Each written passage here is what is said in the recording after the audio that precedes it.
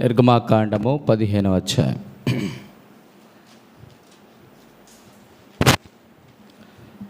నిర్గమాకాండం 15వ అధ్యాయం 22 నుంచి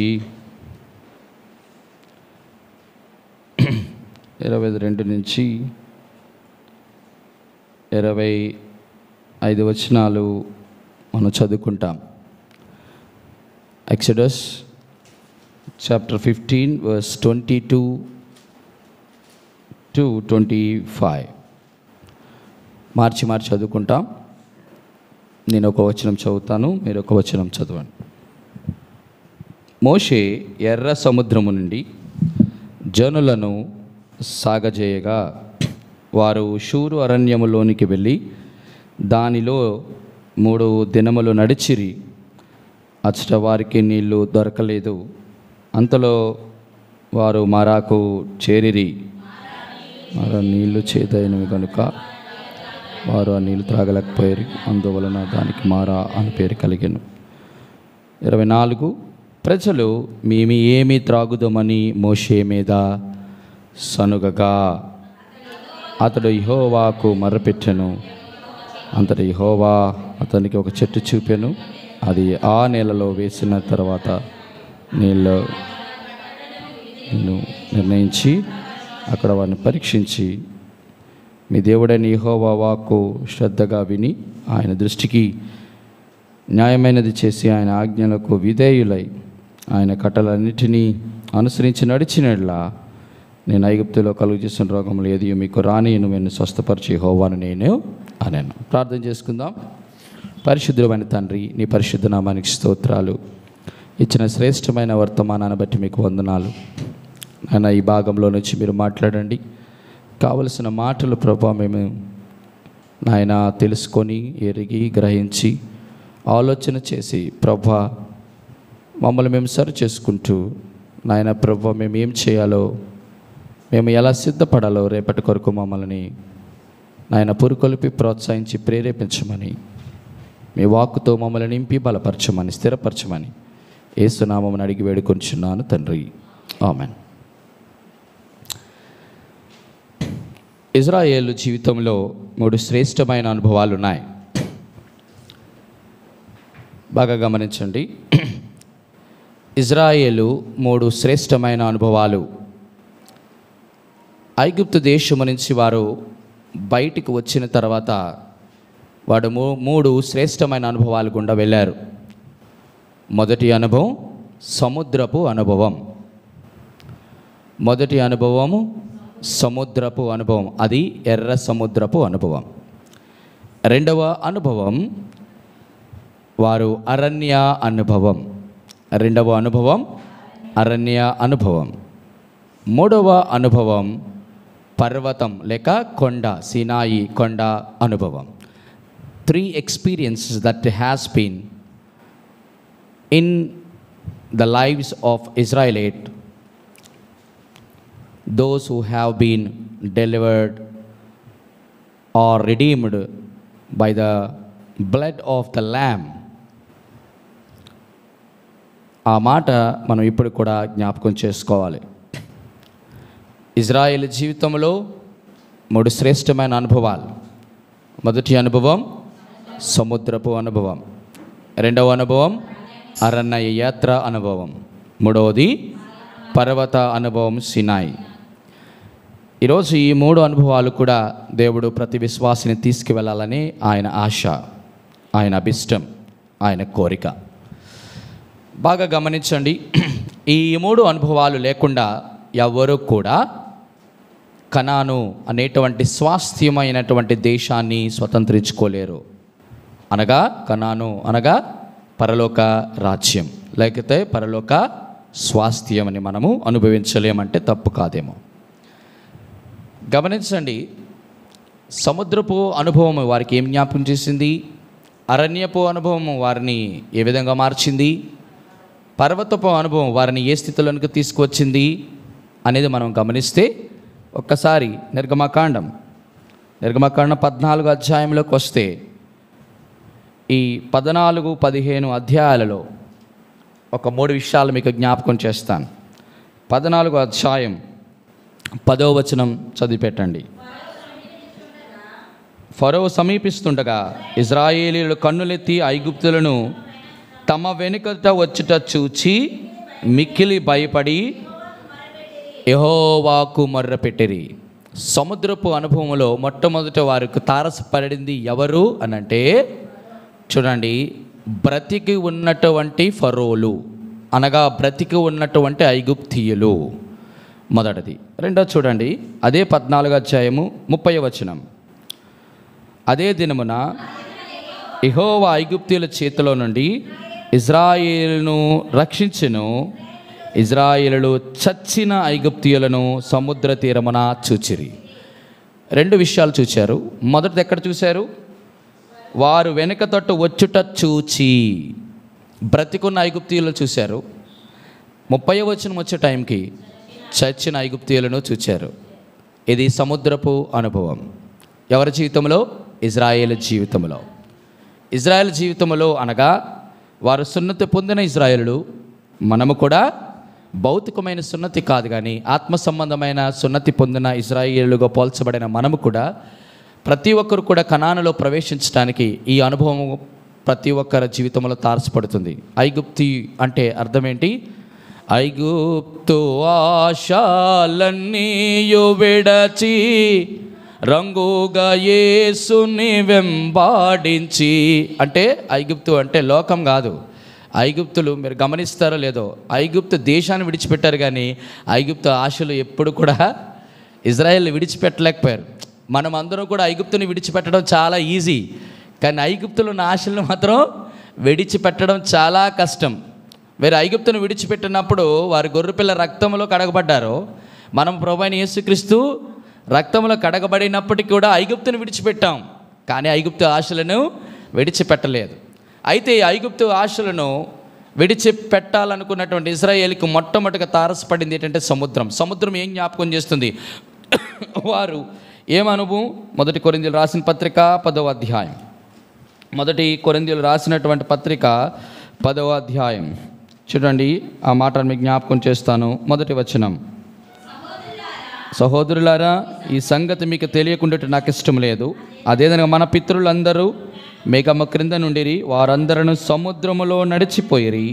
అందరూ మోషేని బట్టి మేఘములో సముద్రములో బాప్తిస్మము పొందిరి. సముద్రములో ఏం పొందినారు? ఎర్ర సముద్రము దాటిన తర్వాత ఏం చెప్పాలి?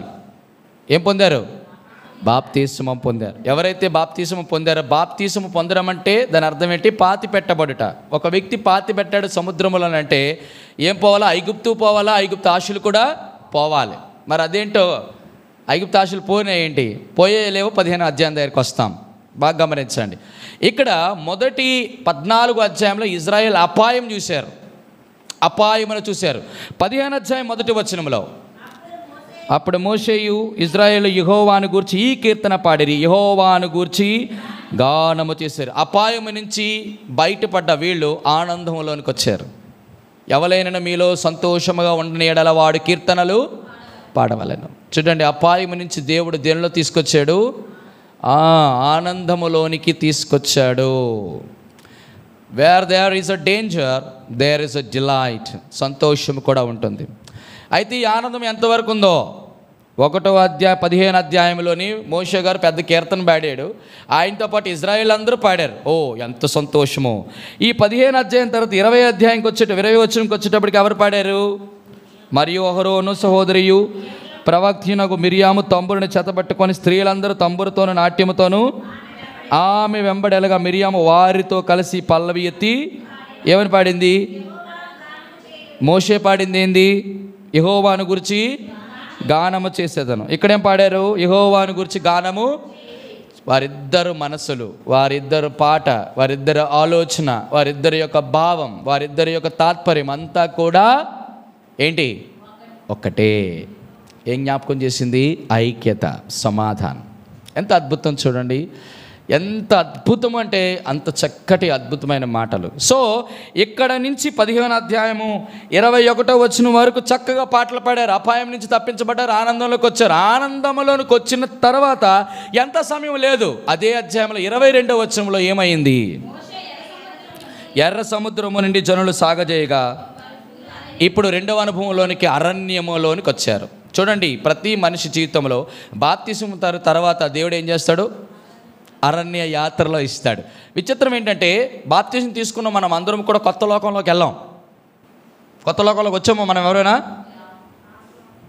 అదే పాపలోకంలో ఉంటాం. అరణ్యం ఏం జ్ఞాపకం చేసింది? అరణ్యము అనుభవం అంటే అంతా కూడా లోకం యొక్క అనుభవం. ఈ అరణ్యం షూరు అరణ్యంలోనికి వెళ్ళి దానిలో ఎన్ని రోజులు? 3 days అరణ్యంలో 3 రోజులు నడిచారట. సరే, అవన్నీ లోపలికి వెళ్ళను, కానీ మన ప్రార్థన అంశం కాబట్టి దాని విషయం జ్ఞాపకం చేస్తాను. 3 దినాలు నడిచిన తర్వాత అందరికీ ఏమొస్తుంది? ఆయాసం వస్తుంది. ఆయాసం వచ్చిన తర్వాత అలసట వస్తుంది. అవునా? అలసట వచ్చిన తర్వాత దాహానికి నీళ్ళు కావాలనుకుంటారు. అంతలో వారు మారాకు చేరిరి.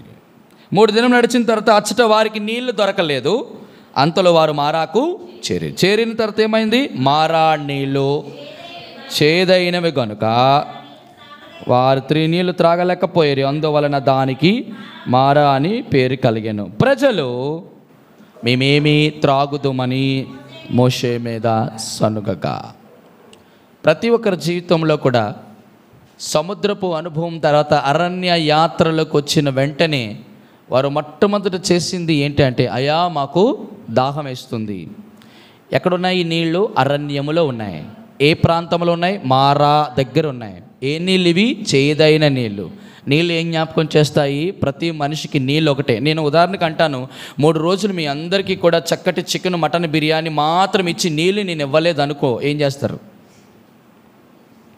ఏమవుతారు జనాలందరూ? అన్న చాలా అద్భుతమైనటువంటి చక్కటి భోజనం పెట్టాం, మీకు వందనాలు అంటారా? మీ బిర్యానీకి ఒక దండం అన్నయ్య, దయచేసి మాకు నీళ్ళు ఇవ్వండి. ఇవ్వకపోతే ఏమవుతారు? చచ్చిపోతారు ఖచ్చితంగా. నీళ్ళు ఏం జ్ఞాపకం చేస్తాయంటే, ఇక్కడ ఆత్మ సంబంధమైన అనుభవం ఏంటి అంటే దేవుని యొక్క తృప్తి. నీళ్ళు ఏం జ్ఞాపకం చేస్తాయి? తృప్తి. దుప్పి నీటి వాగుల కొరకు ఆశపడినట్లు నా ప్రాణము నీ కొరకు ఆశ గొనుచున్నది. దాహాన్ని తీర్చేటటువంటి నీళ్లు కావు ఇవి. ఏ నీళ్ళు ఇవంటే చేదు నీళ్ళు. ఇక్కడ జ్ఞాపకం చేస్తున్న విషయం ఏంటంటే, ప్రతి విశ్వాసి జీవితంలో ఖచ్చితంగా చేదు అనేది ఖచ్చితంగా తారసపడుతుంది. అది ఎక్కడ? షూర్ అరణ్యములో, అనగా లోకములో. ఎక్కడికి వచ్చారు వీళ్ళు? మారాకొచ్చారు. విచిత్రం ఏంటంటే, వారు నీళ్లు దొరకలేనప్పుడు దైవజనుడి దగ్గరికి వచ్చి ఏమడగాల? మోషే మాకు నీళ్ళు లేవు, ఈ నీళ్ళు చూస్తే చేదుగా ఉన్నాయి అని అనాలి లేదా? కానీ దైవజనుడి మీద ఏమన్నారు? సనిగిన తర్వాత ఈ దైవజనుడు ఏం చేశాడు? ఆయన సనగలేదు. ఏం చేశాడు? ఆయన ఆ ప్రత్యర్థితో తగువాడలేదు, మాటకి బదులు ఇవ్వలేదు.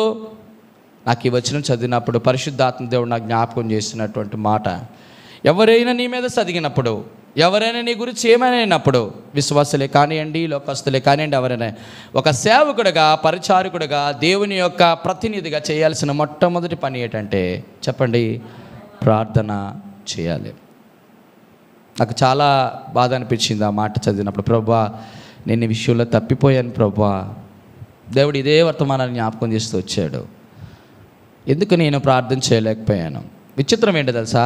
సనుగులు ఎప్పుడు కూడా బయట నుంచి రావు. ఎప్పటి నుంచి వస్తాయి? అరణ్య యాత్రలో నడిపించినటువంటి విశ్వాసులలో నుంచే వస్తాయి. ఎవరి మీద? అది రావాలి. వచ్చిన తర్వాత దైవజనుడు ఏం చేయాలా? ప్రార్థనే చేయాలి. నువ్వు నన్ను అంటావా అనేంత వారిలా మీరు నా గురించి ఎందుకు సనుగుతున్నారు? నేనేమని నీళ్ళు ఇచ్చేవాడినా? ఇక్కడ వ్యవహారం ఏంటంటే దేవుడు మనకి జ్ఞాపకం చేస్తున్నటువంటి ప్రాముఖ్యమైన మాట, చేదైనటువంటి అనుభవం వీళ్ళకి తారసపడినప్పుడు మోషే చేసింది ఒకటే ప్రార్థన. ఈరోజు నీ జీవితంలో, నా జీవితంలో, మనందరి జీవితంలో ఒకవేళ చేదైనటువంటి ఏమైనా నీకు తారసపడితే, చేదైనటువంటి వ్యవహారాలు మనకు తారసపడితే, మనం చేయాల్సినది ఒకటే ఏంటట? ఇక్కడ దైవజనుడైన మోషే మనకు జ్ఞాపకం చేస్తున్నాడు. రైట్, నేను అక్కడితో ఆపుతున్నాను. ఆ ప్రార్థన చేసిన తర్వాత దేవుడు ఏం పరిష్కారం ఇచ్చాడో అనేది తర్వాత చూస్తాం.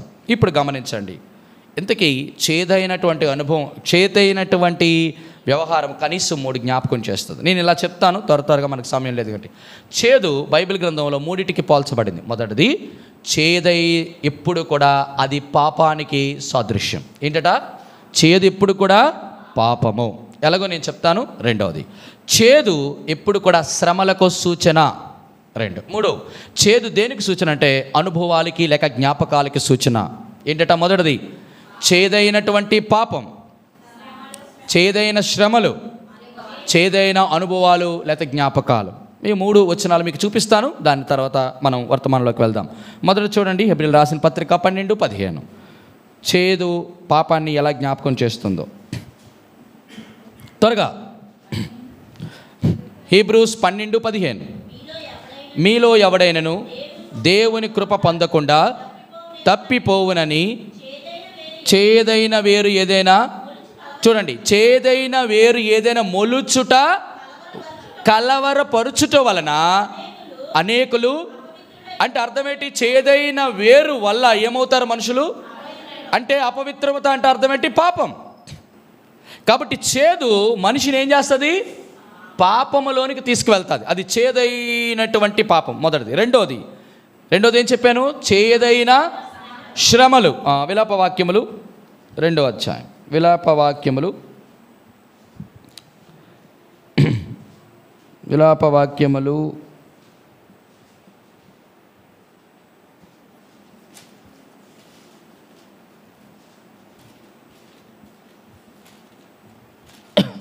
3వ అధ్యాయం అండి.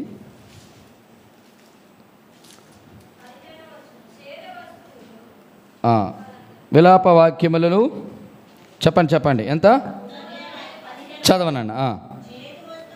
చేదు వస్తువులు నాకు తినిపించెను, మాచపత్రి ద్రావకము చేత మత్తునుగా చేసెను. 3వ అధ్యాయం 19వ వచనం. నా శ్రమను, నా దురవస్థను, నేను త్రాగిన మాచిపత్రిని చేదును జ్ఞాపకము చేయుచున్నది. చేదే జ్ఞాపకం చేస్తుంది? శ్రమను, దురవస్థను, దుఃఖాన్ని, బాధని, నిట్టూర్పుల్ని జ్ఞాపకం చేస్తుంది. 2. 3వది చేదు ఏం జ్ఞాపకం చేస్తుంది? మత్తయి సువార్త 27:34. మత్తయి సువార్త 27:34. చేదు కలిపిన ద్రాక్షారసమును ఆయనకు త్రాగా నీచిరి గాని ఏం చేశాడు అంటే అనుభవించాడు. రుచి చూచి ఎరిగి తిని, అది అంటే అర్థం ఏంటి? అనుభవించిన తర్వాత ఏం చేశాడు ఆయన? అది త్రాగనల్లకపోయారు. ఇది 3వది అనుభవం. బాగా గమనించండి, ఇది ఇజ్రాయేల్ జీవితంలో ఈ 3 ఉన్నాయి. మొదటిది చేదైన పాపం, చేదైన శ్రమ, చేదు అనుభవం. ఈరోజు నీ నా జీవితంలో ఒకవేళ ఇదే చేదు, ఒకవేళ దేవుడు అనుమతిస్తే నేను చేయవలసింది ఒకటే,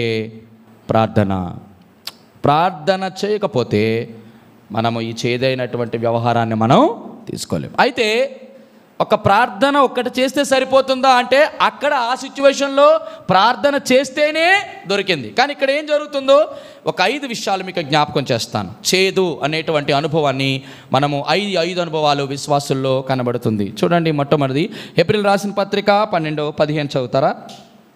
హెబ్రీయులకు రాసిన పత్రిక 12:15. మీలో ఎవడైనను పొందకుండా తప్పిపోవునని చేదైన వేరు ఏదైనా మొలచి కలవరపలుచుట వలన అనేకులు అపవిత్రులైపోదురని. చాలు. మొట్టమొదటిది చేదైన వేరు అని అనటంతోనే మనకు జ్ఞాపకం వచ్చింది ఏంటి? వేరు అంటే చెట్టు ఉందని అర్థం. మీకు అర్థమైందా? వేరు చూడండి, చేదైన వేరు ఏంటట? చేదైన వేరు ఏదైనా మొలచి ఏం చేస్తుందటది? మొట్టమొదటిది కలవరం జ్ఞాపకం చేస్తుంది. దేవాది దేవుడు ఈ లోకంలో ఉన్నప్పుడు ఆయనకి గురి చేసే భయంకరమైనటువంటి వ్యవహారం ఏదైనా ఉందంటే కలవరమే. అందుకే ఎప్పుడు చెప్తుంటాడు, మీరు మీ హృదయాలను కలవరపడ నెయ్యకొడి. ఇక్కడ మన కాన్సెప్ట్ అంతా హృదయం మీదే కొనసాగుతుంది. హృదయ కలవరం. కలవరం అంటే ఇంగ్లీష్లో చక్కటి మాట, don't let your hearts to be troubled. మన హృదయాలను కలవరపరిస్తే, అంటే ఏది కలవరపరిచింది ఇక్కడ? చేదైన వేరు. ఈ మాట మీరు గమనించండి. మన జీవితాల విశ్వాసులలో బాప్తిజం తీసుకున్న తర్వాత, ఎర్ర సముద్రము దాటిన తర్వాత, ఆనంద గీతాలు పాడిన తర్వాత సాతానుడు మనకెప్పుడు కూడా ఇది ఖచ్చితంగా కలుగు చేస్తాడు. మారా అనుభవం ఖచ్చితంగా ఉంటుంది. ఈ మారా అనుభవం దగ్గరికి వచ్చినప్పుడు మన హృదయాలు ఎప్పుడు కలవరముతో నింటే 3 చాలా భయంకరమైన కోల్పోతామండి. లైఫ్లో ఎప్పుడైనా గుర్తించుకోండి, మన హృదయం కానీ కలవరము వచ్చిందంటే ఈ 3 ఖచ్చితంగా కోల్పోతాం. అది కోల్పోయామంటే దానంత దౌర్భాగ్యమైన పరిస్థితి కూడా, అంత దారుణమైంది. ఏది? చేదైన వేరు. ఇప్పుడు చెట్టులో చేదైన వేరు మొలవకుండాలంటే ఏం చేయాలి చెప్పండి? ఇప్పుడు చేదైన వేరు మొలవకుండా ఉండాలంటే మనం ఏం చేయాలి? వేయకుండా ఉండాలి. ఇంకేటి ఉండాలి? అలా కాదు. చేదైన వేరు మొలవకుండా ఉండాలంటే చేయాల్సింది ఏంటంటే బలముతో ఆ చెట్టుని ఏం చేయాలా? తొలగించాలి. ఆ స్థానంలోని ఇంకొకటి శ్రేష్టమైన విత్తనం విత్తి శ్రేష్టమైన ఫలాలు మధురం ఇచ్చేటటువంటి చెట్టును మనం నాటాలి తప్ప ఎట్టి పరిస్థితుల్లో. అయితే దాని అర్థం ఏంటి?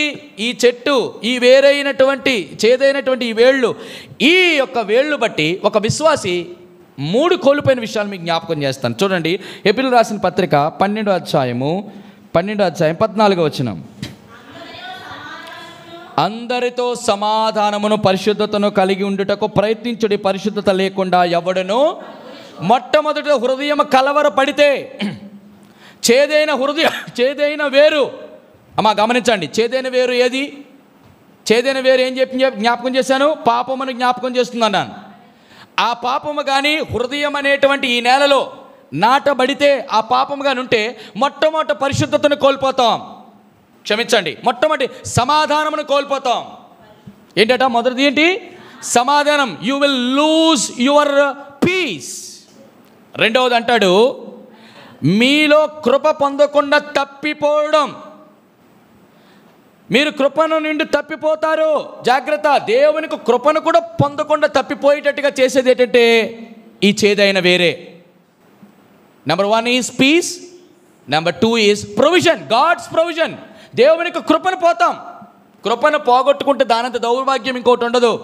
సౌలుకి కృప దూరమైనట్టుగా దావీదు, నా కృపను నీకు దూరం చేయను. నీ జీవితంలో, నా జీవితంలో ఏదైనా చేదైన వేరు మొలిచి ఉంటే ఈరోజు మనం సరి చేసుకుందాం. దేవా, నీ సమాధానం నా హృదయం. ఈ సమాధానం ఎవరిచ్చింది?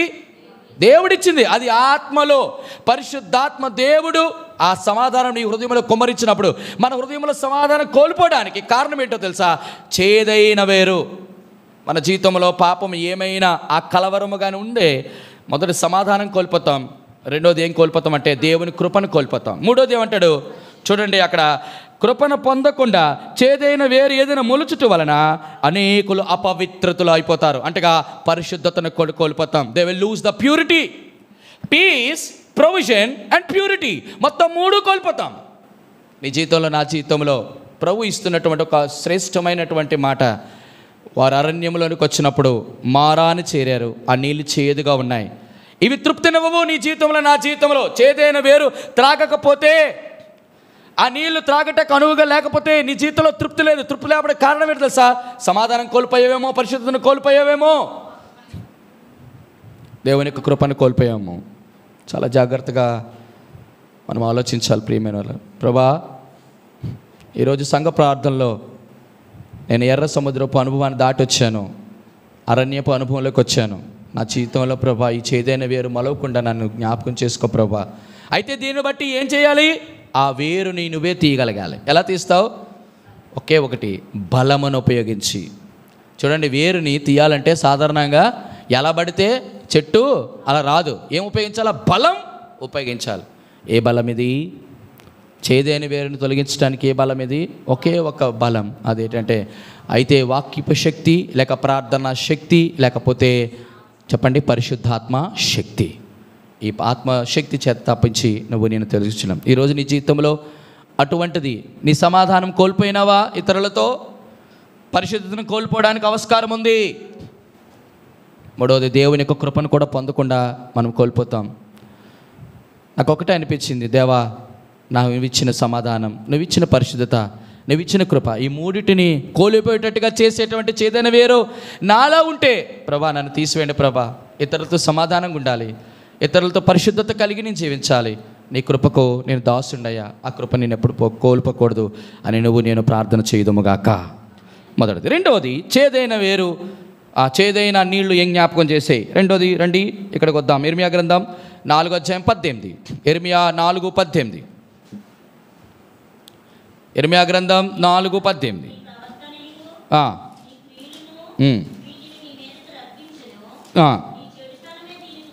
నీ చెడుతనమే దీనికి కారణము, ఇది చేదుగా ఉన్నది కదా, నీ హృదయమును అంటుచున్నది కదా. ఏముంది ఇక్కడ? ఏంటి ఇక్కడ చేదు?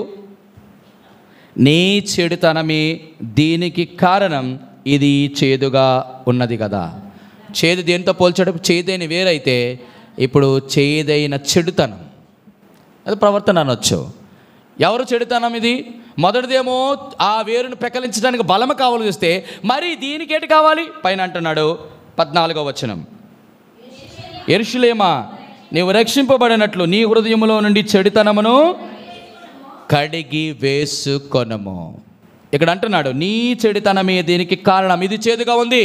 యెరూషలేమా, యెరూషలేం అంటే యెరూషలేం కాదు, యెరూషలేం అంటే యెరూషలేములో ఉన్న ప్రజలారా, దేవుని ప్రజలారా, నీవు రక్షింపబడినట్లు నీ హృదయంలో ఉన్న చెడుతనమును కడిగి వేసుకో. నీ జీవితంలో, నా జీవితంలో ఈ చెడుతనాన్ని జ్ఞాపకం చేస్తుంది. ఏ చెడుతనంతో ఉన్నాం ఇంకా హృదయంలో?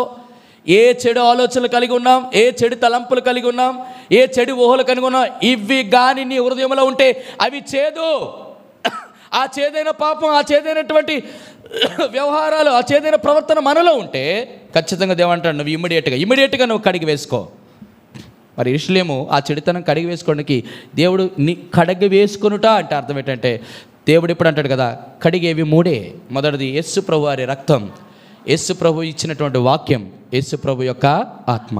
ఈరోజు దేవుని యొక్క అందుబాటులో నీవు నేనుంటే మన హృదయంలో ఇంకా చెడుతనము చేదుగా ఉందేమో, చెడుతనమే చేదుగా ఉంటే ఆ చేదు దేవుడికి ఇష్టం లేదు, అది తొలగించుకోమన్నాడు. ఎందుకంటే తెలుసా, అది నేనేం చేస్తుంది? ప్రమాదంలో తీసుకెళ్తుంది. నువ్వు రక్షించబడినట్లు నీ రక్షణకి చాలా ప్రమాదం అది. కాబట్టి నీ జీవితంలో, నా జీవితంలో, దేవా ఇంకా నా జీవితంలో చెడుతనం ఏమైనా ఉందేమో, ఆ చెడుతనం బట్టి ఆ చేదు, ప్రభా తండ్రి ఇదిగో నాయనా ఆ నీళ్లు త్రాగడానికి ఆ తృప్తి ఇవ్వదు. నీ హృదయంలో చెడుతనం ఉంటే దేవుని యొక్క సంతృప్తిని, ఆనందాన్ని మనం అనుభవించలేం. అది తీసివేస్తుందేమో.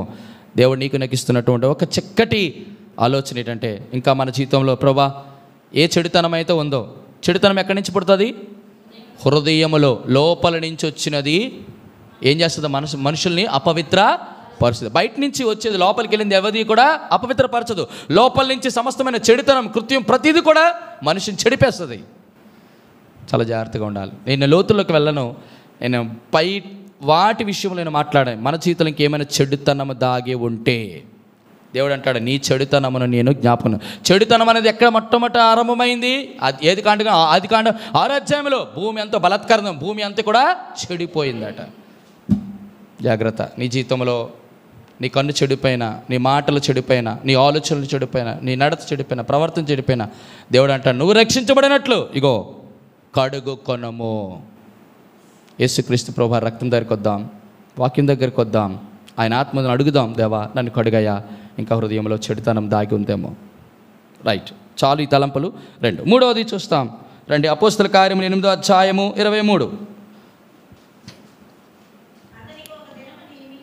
అపోస్తల కార్యములు 8వ అధ్యాయము 23వ వచనము.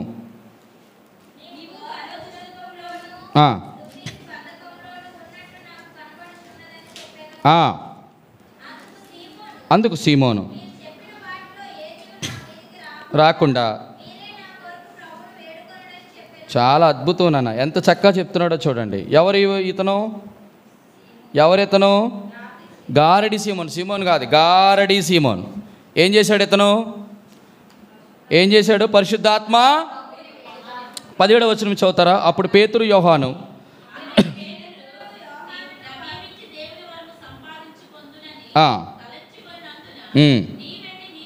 నశించును.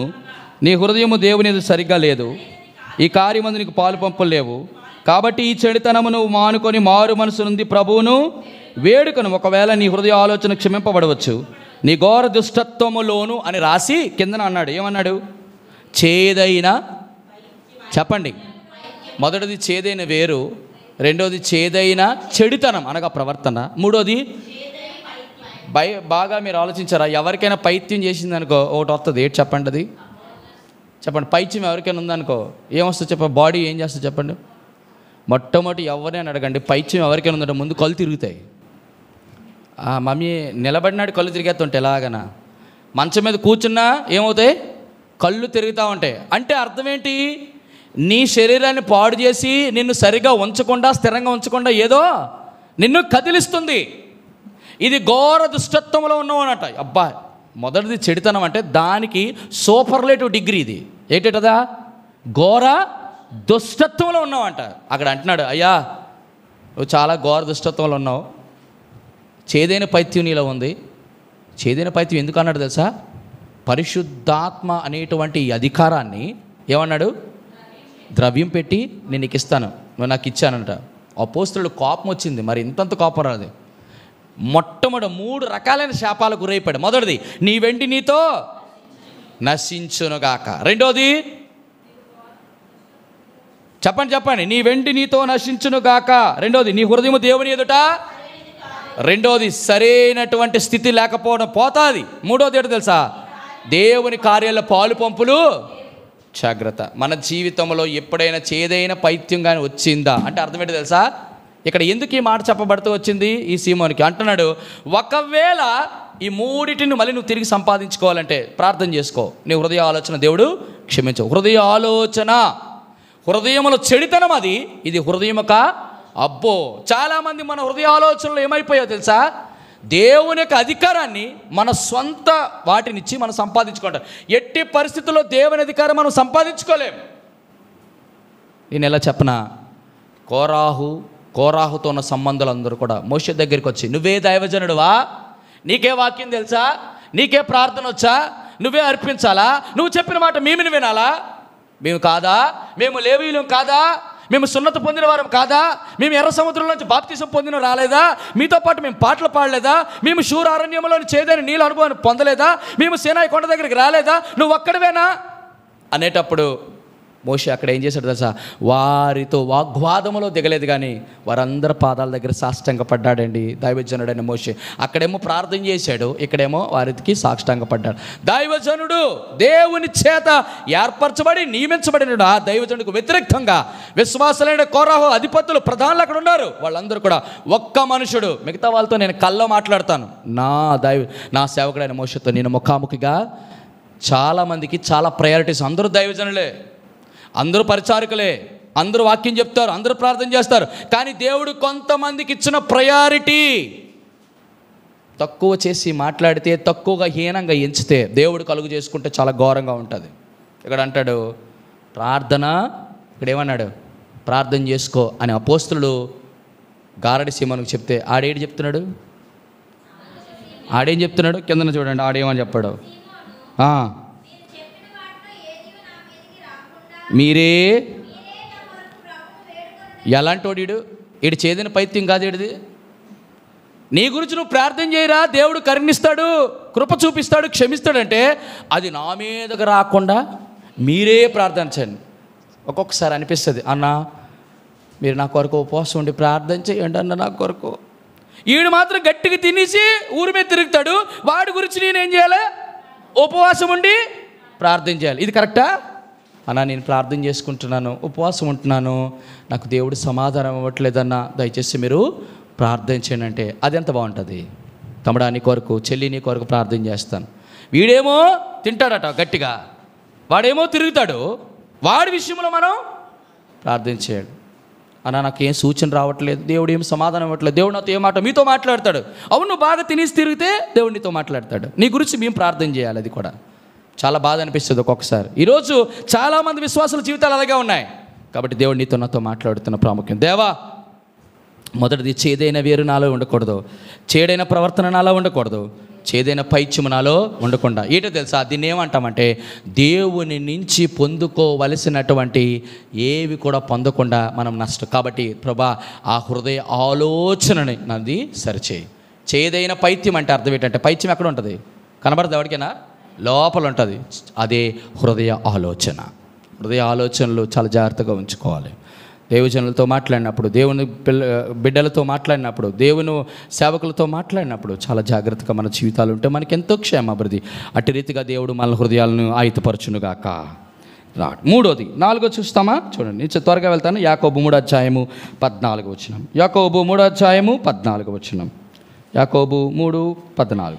అయితే నీ హృదయములలో సహింప నలనివి కాని మత్సరము, వివాదములు ఉంచుకొని వారైతే అతిశయపడవద్దు, సత్యమునకు విరోధముగా అబద్ధమాడవద్దు.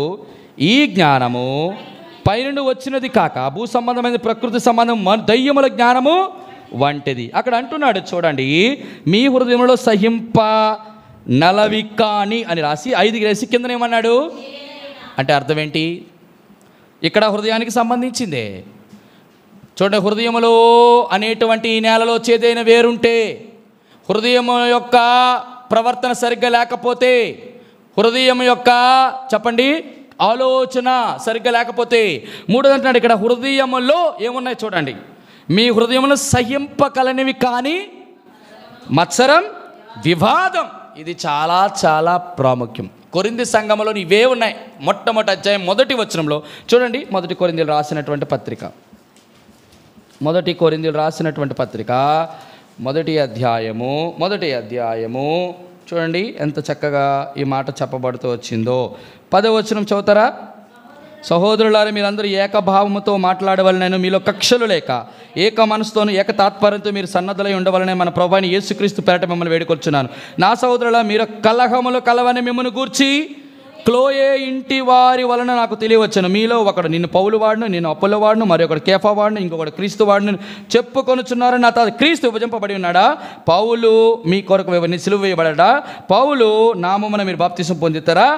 నా నామమున మీరు బాప్తిసం పొందుతారని ఎవరిని చెప్పుకున్నట్లు క్రిస్పుకును గాయనకో తప్ప మరి ఎవరికి నేను బాప్తిసం ఇయ్యలేదు. అందుకే దేవునికి కృతజ్ఞతలు చెల్లించుచున్నాను.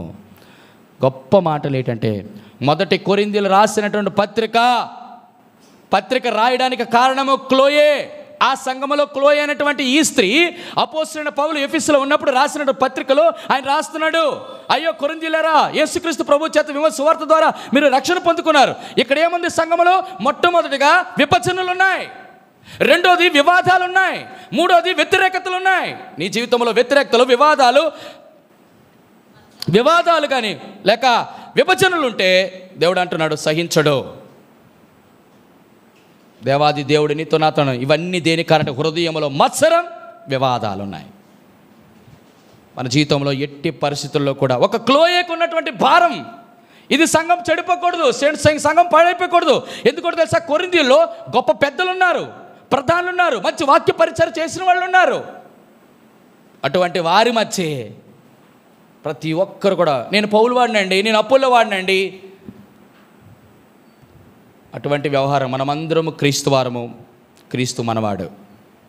ఎప్పుడైనా గమనించండి, నీ జీవితంలో నా జీవితంలో సంఘములో ఏ విభేదాలు వచ్చినా, ఏ స్త్రీ అయినా ఇంకొక స్త్రీతో, ఏ పురుషుడైనా ఇంకొక పురుషుడితో, ఆ అన్నెలగట, ఆ అక్కెలగట, ఆ చెల్లెలగట, అదాట ఇదాట అన్న ఎవరి గురించి ఒకరు తప్పుగా ఎప్పుడు పరిస్థితుల్లో మనము ప్రకటించినా అది ఎంత శాపం అంటే, ఇది ఈ జ్ఞానము. ఏ జ్ఞానం ఇది?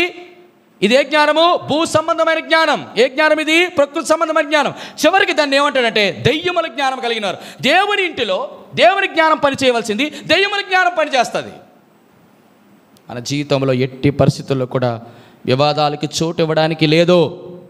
మొట్టమొదటి మనం కోల్పోతాం సమాధానం కోల్పోయిందంటే చూడండి, పరిశుద్ధ సంఘములన్నిటిలో పరిశుద్ధాత్ముడు సమాధానానికి కర్త కానీ అల్లరికి కర్త కాడు. చెల్లి, తమ్ముడా, అక్క, ప్రేమతో మిమ్మల్ని మరొకసారి దేవుని వాక్యం చేత హెచ్చరించి జ్ఞాపకం చేస్తున్నటువంటి మన కుటుంబాల్లో, మన జీవితాల్లో, మన వ్యక్తిగతమైన అన్నిటికంటే ప్రాముఖ్యంగా సంఘములో వివాదాలు, విభేదాలు, వ్యతిరేకతలు, విభజనలు అనేటువంటి వ్యవహారాలు ఎప్పుడు మనకు ఉండకూడదు. ఎప్పుడో మనం అనుకుంటాం తెలుసా, అయ్యా ఒకవేళ నా తప్పు అయితే నన్ను క్షమించండి, నేను తప్పుగా మాట్లాడితే నన్ను క్షమించండి, ఒకవేళ నేను ఇలా మాట్లాడి ఉండకూడదేమో అనేటువంటి మోషే లాంటి అనుభవంలోనికి మనకు రావాలి. ఎన్నోది 4. 5 చూసి మనం ముగిస్తాం. రండి, కీర్తన గ్రంథం 64:4. కీర్తన గ్రంథం 64:4. కీర్తనలు 64:4. గట్టిగా చదవాలి. యథార్థవంతులను కొట్టవలనని ఏటమా పాడైన స్థలములలో, చాటైన స్థలములలో. చాలా డేంజరస్, చాలా చాలా డేంజరస్. మరొకసారి చదువు నాన్న. యథార్థవంతులను కొట్టవలనని చాటైన స్థలములలో చేదు మాటలను బాణములుగా సంధించుదురు. వారు భయమేమి లేక అకస్మాత్తుగా వారిని. అబ్బా, చాలా బాధకరం. ఈ మాట చదువుతున్నప్పుడల్లా నాకు చాలా చాలా భయం. చాలా రకాలైనటువంటి వ్యవహారం. ఎవరిని కొట్టాలని? యథార్థవంతులు, యథార్థంగా పనిచేసి, యథార్థంగా పరిచయం చేసి, యథార్థంగా దేవుని ఎదుట ఉన్నటువంటి వారిని కొట్టట కొరకు ఒక మాటలు, నీ చేదైన మాటలు కానీ బాణాలుగా ఉపయోగిస్తే దేవుడు ఇన్వాల్వ్ అవుతాడు. 64 అధ్యాయం 7వ వచనం. వారు అకస్మాత్తుగా వారు కూలెదరు, వారు కూలుటకు వారి నాలుకే జాగ్రత్త. మన జీవితంలో యథార్థవంతులని మనం మాట్లాడినప్పుడు దేవుడు మనకి ఏదైనా ఒక అధికారం సంఘములు ఇస్తే, దేవుడు మనకి ఏదైనా ఆధిక్యత మన మందిరములో, మన సంఘాలలో, మన వ్యక్తిగత జీవితంలో దేవుడు వరంగా ఇస్తే దాన్ని యథార్థవంతుల మీద ప్రయోగించడానికి బాణాలకు ఉపయోగించవద్దు. ఎవరైనా సరే, నేనైనా మీరైనా ఎవరైనా సరే చాలా జాగ్రత్తగా ఉండాలి. నాలుకకు పని పెట్టొద్దు. నీ బాణాలు చాటైన స్థలంలో మనం వేస్తాం, కానీ దేవుడు వేస్తే ఎలాగుంటుందో తెలుసా? దేవుని చేతిలో బాణాలు 7 ఉన్నాయి. అందులో ఒక బాణం ఏంటో చెప్తారా? ఒక బాణం ఏంటో చెప్తారా? యవ్వన కాలమందున పుట్టిన కుమారులు. 127వ కీర్తన చూడండి, 127, 4వ వచనం. యవ్వన కాలమందు పుట్టిన కుమారులు బలవంతుని చేతిలో. ఎవరి బలవంతుడు? ఎవరు ఈ బలవంతుడు? బలవంతుని చేతిలో. బాగా గమనించండి. యవ్వన కాలములో పుట్టిన కుమారులు బలవంతుని చేతిలో. యవ్వన కాలమందు పుట్టిన కుమారులు అంటే ఎవరు? యవ్వన కాలమందున పుట్టిన కుమారులు ఎవరు? చూడండి, మొదటి యోహాను రాసిన పత్రిక 2వ అధ్యాయం. మొదటి యోహాను రాసినటువంటి పత్రిక 2వ అధ్యాయం 14వ వచనం. యవ్వనస్తులారా, మీరు బలవంతులు, యవ్వన కాలంలో పుట్టినటువంటి వారు దేవుని కుమారులు. దేంతో పుట్టారు వీళ్ళు? దేవుని వాక్యము మీ యందు, దేవుని వాక్యము ద్వారా పుట్టింపబడిన వారు. చూడండి, మొదటి పేతురు రాసినటువంటి పత్రిక, మొదటి పేతురు రాసినటువంటి పత్రిక, 1 పీటర్ మొదటి అధ్యాయం, మొదటి పత్రిక చూడండి, 2వ వచనం, 22వ వచనం. వారు క్షయబీజము కాక శాశ్వతము గల జీవము గల దేవుని వాక్య మూలముగా అక్షయ బీజము నుండి పుట్టింపబడిన వారు. ఎవరిదు? యవ్వన కాలమందు పుట్టిన కుమారులు, దేవుని కుమారులు. ఎవరిలు? యవ్వన కాలమందు అంటే దాని అర్థం ఏంటంటే, ఎవరు యవ్వనులు? దేవుని వాక్యమందు నిలిచిన వారు. వాళ్ళు పుట్టినటువంటి వారి కుమారులు. ఎలాగంటే దేవుని వాక్యము చేత పుట్టింపబడినారు. అంటే దేవుని వాక్యము ద్వారా వాళ్ళు ఏం చేశారు? నూతన జన్మ పొందినటువంటి వారు. వీళ్ళట బలవంతుడి చేతులు. ఎవరు ఈ బలవంతుడు అంటే చెప్పండి? బలవంతుడైన దేవుడు. ఎలాగైనా మనకు శిశువు పుట్టను, మన కుమారుడు అనుగ్రహించబడను, ఆయన భుజం మీద రాజ్యభారముడను. ఎలాగైనా ఆయన ఆశ్చర్యకరుడు, ఆలోచన కల బలవంతుడగు దేవుడు. ఆ బలవంతుడైనటువంటి ఆయన చేతిలో జాగ్రత్త. దేవుని కుమారులు వారు బాణాలుగా ఉపయోగిస్తాడు దేవుడు. ఆ బాణాలకి మనం తట్టుకోలేం. కాబట్టి ప్రియమైన వాళ్ళరా, మన జీవితంలో చేదైనటువంటి వేరు, చెప్పండి, చేదైనటువంటి ప్రవర్తన, చేదైన ఆలోచన, చేదైన, చెప్పండి, 4వది ఏంటి? నాలుగోది ఏం చెప్పాను? చేదైన హృదయంలో వివాదాలు, తర్వాత చేదైన మాటలు మన హృదయాల్లో ఉంటే సరి చేసుకుందాం, ప్రభు దగ్గరికి వస్తాం. మరి నేను దీనికి పరిష్కారం ఏంటి? చూడండి, నిర్గమాకాండం 15 అధ్యాయం. నిర్గమాకాండం 15 అధ్యాయం చూడండి. అక్కడ మోషే ప్రార్థన చేసిన తర్వాత దేవుడు పరిష్కారం ఏం చేశాడు? 25వ వచనం. అతడు యెహోవాకు మొర్రపెట్టెను, అంతటా యెహోవా అతనికి ఒక చెట్టు చూపెను, అది ఆ నీళ్ళలో వేసిన తర్వాత నీళ్లు మధురమాయి. చాలు.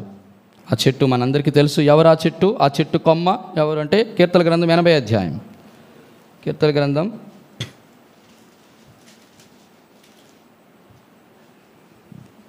80 అధ్యాయం 15వ వచనం. నీ కుడి చెయ్యి నాటిన మొక్కను కాయము, నీ కొరకు నువ్వు ఏర్పరచుకున్న కొమ్మను కాయము. కొమ్మ అని రాస్తుంటే కిందనే రాశాడు కుమారుడు. ప్రభు అయిన యేసుక్రీస్తు వారిని సూచిస్తుంది. దేవాదేవుడే ఆ ఇజ్రాయేల్ కొరకు ఆ చెట్టుని సిద్ధపరిచాడు. వెంటనే దాన్ని ఏం చేశాడు? ఆ చెట్టుని ఎందులో వేశారు? కొమ్మేశారా, చెట్టు వేశారా? నేలలో ఏమేశారు? అక్కడ చూడండి ఏమి రాశాడు? అది ఆ నీళ్ళలో వేసిన తర్వాత ఏది? అది ఒక చెట్టును చూపెను, అది ఆ నీళ్ళలో కొమ్మని ఇలా చెట్టు పాలగా వేశాడు. ఆ చెట్టే ప్రభు అయిన యేసుక్రీస్తు వారు. చెట్టుగా వేయాలంటే ఎలాగ వేయాలి? అప్పుడు నరికితే, గాయపరిస్తే, ఆయన గాయపరిచినటువంటి ఆ చెట్టుని ఆ నీళ్ళలో వేసిన తర్వాత ఆ నీళ్ళన్నీ ఏమయ్యాయి? మధుర. ఇప్పుడు చేదంతా ఏం చేసింది? చేదు ఏం జ్ఞాపకం చేస్తుంది? లాస్ట్ అండ్ ఫైనల్ మాట చెప్పి నేను ముగిస్తాను. ప్రకటన గ్రంథం చేదు నీళ్లు ఏం జ్ఞాపకం చేస్తాయి? ప్రకటన గ్రంథం చూడండి, చాలా ప్రాముఖ్యమైన మాట. 8వ అధ్యాయం 11. ప్రకటన గ్రంథం 8:11. ఆ నక్షత్రమునకు మాచిపత్రి అని పేరు, అందువలన నీళ్లలో 3వ భాగం మాచిపత్రి ఆయను. నీళ్లు చేదైపోయినందున వాటి వల్ల మనుషులు అనేకులు చచ్చారు. చేదైన నీళ్ళు తాగితే ఇశ్రాయేలు అందరూ ఏమవ్వాలా? చనిపోవాలి. యేసుక్రీస్తు ప్రభువారు చేదైన అనుభవాన్ని ఏం చేశారు? ఇప్పుడు మధురంగా మార్చాడు. దేవుడు నీ జీవితాన్ని, నా జీవితాన్ని మధురంగా మార్చాలంటే ఈ 5 అనుభవాలకి ఒకటే పరిష్కారం. యేసుక్రీస్తు ప్రభువారు నరకబడ్డారు, ఆయన గాయపరచబడ్డారు. మరలా యేసు ప్రభు దగ్గరికి వద్దాం, ఆహ్వానిద్దాం ఆయన మనని. ఎప్పుడైతే ఈ నీళ్లు ఆ చెట్టు నరికి అందులో వేసిందో కనీసం ఆ నీళ్లు ఖచ్చితంగా 3 చేయాలి. మొదటి తెలుసా? ఈ చెట్టుని స్వీకరించాలి, చెట్టుని అంగీకరించాలి. చెట్టుని ఏం చేయాలా? స్వీకరించాలి, అంగీకరించాలి. 3వది ఏం చేయాలా? చెట్టుని ఉన్నటువంటి ప్రతి దానిని కూడా ఆశీర్వదించాలి. అట్టి రీతిగా ఆ అనుభవంలోనికి మనందరూ దేవుడు తీసుకొని వచ్చునుగాక. ఆమేన్. ప్రార్థన చేస్తాం.